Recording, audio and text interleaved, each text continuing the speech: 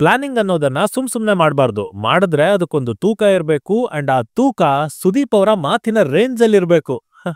So recent ಆಗಿ ಕಿಚ್ಚ ಸುದೀಪ್ ಅವರು ತಮ್ಮ ಮುಂದಿನ ಪ್ರಾಜೆಕ್ಟ್ ಹಾಗೆ ನಿರ್ಧಾರಗಳ ಬಗ್ಗೆ ಪ್ರೆಸ್ ಮೀಟ್ ನಲ್ಲಿ ಹೇಳ್ತಾ ಇದ್ರು. ಈಗ BRB ನಡೀತಾ ಇದೆ, ಸೆಪ್ಟೆಂಬರ್ ನಲ್ಲಿ ಬಿಗ್ ಬಾಸ್ ಮಾಡ್ತಾ ಇದೀನಿ ಅಂಡ್ ಮೋಸ್ಟ್ ಇಂಪಾರ್ಟೆಂಟ್ಲಿ ಇವೆರಡರ ಮಧ್ಯೆ ಪ್ರೇಕ್ಷಕರಿಗೆ ಬೇಕಾಗಿರೋ ತರ ಒಂದು ಸಿನಿಮಾನ ಅತಿ ವೇಗವಾಗಿ ಕೊಡೋದಕ್ಕೆ ಹೊರಟಿದೀವಿ ಅಂತ. ಆಲ್ಮೋಸ್ಟ್ 2 ತಿಂಗಳು ಸತತವಾದ ಶೂಟಿಂಗ್, ಬಟ್ ಸ್ಟಿಲ್ ಇವತ್ತಿಗೂ ಆ ಮಾತಿನ ಮೇಲೆನೆ ನಿಂತ್ಕೊಂಡ್ರಲ್ಲ. ಲಿಟ್ರಲಿ ಇದಪ್ಪ ಪ್ಲಾನಿಂಗ್ ಅಂದ್ರೆ.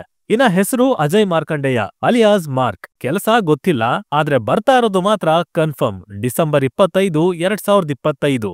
ಸೊ ಫಸ್ಟ್ ಲುಕ್ ಟೀಸರ್ ಬಗ್ಗೆ ಡೀಟೇಲ್ಡ್ ಆಗಿ ಮಾತಾಡೋಣ. ಆದ್ರೆ ಅದಕ್ಕಿಂತ ಮುಂಚೆ ಚಾನಲ್ಗೆ ಹೊಸಬ್ರಾಗಿದ್ರೆ ಸಬ್ಸ್ಕ್ರೈಬ್ ಮಾಡ್ಕೊಳ್ಳಿ ಅಂಡ್ ವಿಡಿಯೋ ಇಷ್ಟ ಆಯ್ತು ಅಂದ್ರೆ ಡೆಫಿನೆಟ್ಲಿ ಒಂದು ಲೈಕ್ ಕೊಟ್ಟು ಕಂಟಿನ್ಯೂ ಮಾಡಿ. 3000 ಲೈಕ್ಸ್ ಅಂತ ಅನ್ಕೊಂಡಿದೀನಿ, ನೋಡೋಣ ಏನ್ ಮಾಡ್ತೀರಾ ಅಂತ. ಮೊದಲಿಗೆ ಇಲ್ಲಿರೋ ಡೀಟೇಲ್ಸ್ ಇಂದ ಶುರು ಮಾಡೋಣ. ಒಂದು ರೌಡಿ ಗ್ಯಾಂಗ್ ಅವರೀಗ ಒಂದು ಜಾಗಕ್ಕೆ ಬಂದಿದ್ದಾರೆ. ಹೀರೋ ಅಜಯ್ ಮೇಲೆ ದಾಳಿ ಮಾಡ್ತಾ ಇದ್ದಾರೆ. ಸೂಪರ್ಫಿಷಿಯಲ್ ಆಗಿ ಹೀರೋಯಿಸಂ ಎಲಿಮೆಂಟ್ ಅನ್ನ ಇಡೋದಕ್ಕೆ ಇದನ್ನ ತೋರಿಸಿದ್ದಾರೆ ಅನ್ಕೊಂಡ್ರು ಇಲ್ಲೊಂದು ವಿಷಯ ಇದೆ, ಡೆಪ್ತ್ ಇದೆ. ಹೋದ ಅನೌನ್ಸ್ಮೆಂಟ್ ಟೀಸರ್ ಅನ್ನ ನೋಡಿ, ಸೇಮ್ ಅದೇ ಗ್ಯಾಂಗ್ ಲೈಟ್ ಹೌಸ್ ಮೇಲೆ ಅಟ್ಯಾಕ್ ಮಾಡಿದ್ದಾರೆ. ಹಾಗೆ ಈ ಸಾರಿನೂ ಒಳಗಡೆ ಮಾರ್ಕ್ ಇದ್ದಾನೆ. ಸೊ ಲೈಟ್ ಹೌಸ್ ಒಳಗಡೆ ಏನಾದ್ರೂ ಇದೆಯಾ ಅಥವಾ ಇವನು ಏನನ್ನಾದ್ರೂ ಕಾಪಾಡೋದಕ್ಕೆ ನಿಂತಿದ್ದಾನ? ಅದಕ್ಕೇನೆ ಇವರೆಲ್ಲ ಇವನ್ ಹಿಂದೆ ಬಿದ್ದಿದಾರ ಗೊತ್ತಿಲ್ಲ. ಆದ್ರೆ ಇದೇ ಸಿನಿಮಾದ ಕೋರ್ ಪಾಯಿಂಟ್ ಅನ್ಕೋತೀನಿ. ಇನ್ನ ಕಥೆಯಲ್ಲಿ ಇಷ್ಟೊಂದೆಲ್ಲ ಟೆನ್ಷನ್ ಇರುತ್ತೆ ಅಂದ್ಮೇಲೆ ಇದು ಕೂಡ ಮ್ಯಾಕ್ಸ್ ರೀತಿನೇ ಫಾಸ್ಟ್ ಪೇಸ್ ಸಿನಿಮಾ ಆಗಿರತ್ತೆ, ಡೌಟೇ ಬೇಡ. ಆದ್ರೆ ಒಂದೇ ರಾತ್ರಿಲಿ ನಡೆಯುವಂತ ಕಥೆನ ಹೇಳೋದಕ್ಕಾಗಲ್ಲ. ಒಟ್ನಲ್ಲಿ ಟೈಮ್ ಜೊತೆ ಓಡೋವಂತ ಸಿನಿಮಾ ಇದಾಗಿರತ್ತೆ ಅನ್ಬೋದು. ಟೀಸರ್ ನ ಓವರ್ ಆಲ್ ಸಿಂಪಲ್ ಆಗಿ ಹೆಚ್ಚು ಏನು ಬಿಟ್ಕೊಡ್ದೇನೆ ಕಟ್ ಮಾಡಿದ್ದಾರೆ ಅಂತ ಅಂದ್ರೂ ಕ್ಯಾರೆಕ್ಟರ್ ಪ್ರೆಸೆಂಟೇಷನ್ ಚೆನ್ನಾಗಿದೆ, ಇಂಟ್ರೆಸ್ಟಿಂಗ್ ಆಗಿದೆ. ಅಜನೀಶ್ ಅವರ BGM ಅಂತೂ ಕ್ರೇಜಿ ಆಗಿದೆ. ಹೀ ಈಸ್ ಮ್ಯಾಡ್ ಅಂದ್ರೆ ಅವ್ನ್ ಏನು ಬೇಕಾದ್ರೂ ಮಾಡ್ತಾನೆ. He has attitude, he is ರುತ್ಲೆಸ್. ಸಂದರ್ಭ ಹೇಗೆ ಇರ್ಲಿ, ಎದುರಿಗೆ ಯಾರೇ ಬರ್ಲಿ, ಕೇರ್ ಅಂತೂ ಮಾಡಲ್ಲ, ನುಗ್ತಾ ಇರೋದೆ ಅನ್ನೋ ತರದ ಅರ್ಥ.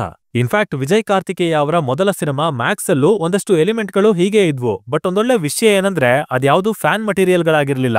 ಬರ್ದಿರೋ ಕ್ಯಾರೆಕ್ಟರ್ ಅಲ್ಲಿ ಆ ಡೆಪ್ತ್ ಇತ್ತು, ಇಂಟೆನ್ಸಿಟಿ ಕಾಣ್ತಾ ಇತ್ತು. ಅಂಡ್ ಎಕ್ಸಿಕ್ಯೂಷನ್ ಅಂತ ಬಂದಾಗ ಆ ಪದಗಳೆಲ್ಲ ಎಲಿವೇಶನ್ಸ್ ಆಗಿ ಪ್ರಾಪರ್ ಜಾಗದಲ್ಲಿ ಬಂದು ಕೂತ್ಕೊಂಡಿದ್ವು. ಹಾಗಾಗಿನೇ ಮ್ಯಾಕ್ಸ್ ಅಷ್ಟು ಚೆನ್ನಾಗಿ ವರ್ಕ್ ಆಗಿದ್ದು. ಸೊ ಹೋಪ್ಫುಲ್ಲಿ ಈ ಸಾರಿನೂ ಆ ಪದಗಳನ್ನ ಜಾಗ್ರತೆಯಿಂದ ಅಷ್ಟೇ ಎಫೆಕ್ಟಿವ್ ಆಗಿ ಬಳಸ್ಕೊಳ್ಳಿ ಅಂತ ಕೇಳ್ಕೊತೀನಿ. ಇಲ್ಲಾಂದ್ರೆ ಅವುಗಳೇನೆ ಸಿನಿಮಾಗೆ ಭಾರ ಆಗ್ಬಿಡ್ತವೆ. ಇನ್ನು ಇಲ್ಲಿರೋ ಹೆಸರು ಕೂಡ ಚೆನ್ನಾಗಿದೆ. ಬರೀ ಚೆನ್ನಾಗಿದೆ ಅನ್ನೋದಲ್ಲ, it was impressive. Arjun Mahakshay as Max, ಈಗ ಅಜಯ್ ಮಾರ್ಕಂಡೇಯ ಆಸ್ ಮಾರ್ಕ್. ಹೆಸರಲ್ಲೇನಿದೆ ಬಿಡಿ ಅಂತ ಕಮರ್ಷಿಯಲ್ ಗಳಿಗೆ ಹೇಳೋದಕ್ಕಾಗಲ್ಲ. ಸೊ ಪವರ್ಫುಲ್ ಆಗಿರೋ ಹೆಸರು ಬೇಕಾಗಿತ್ತು, ಅಂತೂ ಅನ್ಕೊಂಡ್ ಹಾಗೇನೆ ಅದು ಸಿಕ್ಕಿದೆ ಈ ಸಿನಿಮಾಗೆ. ಅಪ್ಡೇಟ್ಸ್ ವಿಚಾರಕ್ಕೆ ಬಂದ್ರೆ ಶೂಟಿಂಗ್ 60% ಕಂಪ್ಲೀಟ್ ಆಗಿದೆ. ಹಾಗೆ ಡಿಸೆಂಬರ್ 25ನ ಟಾರ್ಗೆಟ್ ಮಾಡ್ತಾ ಇರೋದ್ರಿಂದ ಸುದೀಪ್ ಅವರು ಸದ್ಯಕ್ಕೆ ಮಾರ್ಕ್ ಸಿನಿಮಾನ ಪ್ರಯಾರಿಟೈಸ್ ಮಾಡ್ತಾ ಇದ್ದಾರೆ. BRB ದೊಡ್ಡ ಸಿನಿಮಾ, ಹೆಚ್ಚು ಟೈಮ್ ಹಿಡಿಯತ್ತೆ ಅನ್ನೋ ಕಾರಣಕ್ಕೆ ಸದ್ಯ ಈ ಸಿನಿಮಾಗೆ ಹೆಚ್ಚಿನ ಪ್ರಾಮುಖ್ಯತೆ ಕೊಡ್ತಾ ಇದ್ದಾರೆ. ಆ ನಿಟ್ಟಿನಲ್ಲಿ ಅನ್ಕೊಂಡ ಹಾಗೆ ಶೂಟ್ಸ್ ಆಗ್ತಾ ಇದೆ, ಸತತವಾಗಿ ಶೆಡ್ಯೂಲ್ ಗಳನ್ನ ಹಾಕೊಂಡಿದ್ದಾರೆ. ಸೊ ಕ್ರಿಸ್ಮಸ್ ರಿಲೀಸ್ ಕನ್ಫರ್ಮ್ ಅಂತಾನೆ ಹೇಳ್ಬೋದು.